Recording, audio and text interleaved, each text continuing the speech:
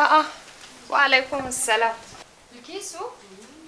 Yau ke ce a gidan da sassafe haka? Ya zan yi. Akwai inda zan je wallahi amma saboda abu mai muhimmanci ne ka ni shi sake gana ta. To. Allah da ya sa alkhairi. Kawata kin san na san matsalan da yake ciki. To shi yasa na samu mana hanyar mafita. Kawata na ji tallan wani kamfani ne suna da magani mai kyan gaske. To shi na ci barin zo in gaya miki sai mu gwada ko Allah zai sa a dace. To. Ai har na gaji da magunguna nan dan har na fidda rai.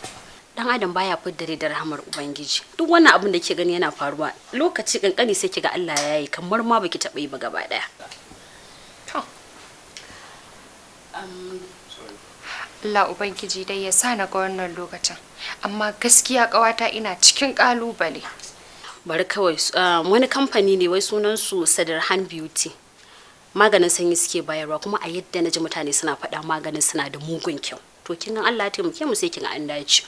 To yanzu yaushe zamu je? Kai, gaggawar ta me? Kin san dai ba zai yi aje yau ba. Tunda kiga na fito da sassafen na ina da inda zan je. Sai dai ko mu sa wani lokacin sai mu je.